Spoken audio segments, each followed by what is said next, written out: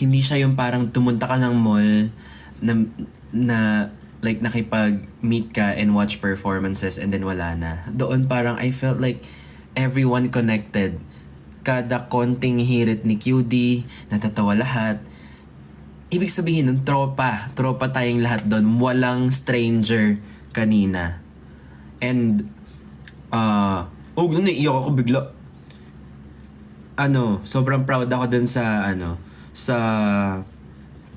mga friends ko kanina.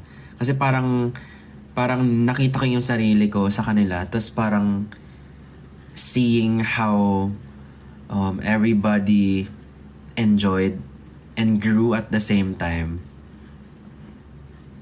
Ewan ko, parang aside sa kaba ko kanina, mas proud bago ako nung mag red carpet, bago ako lumabas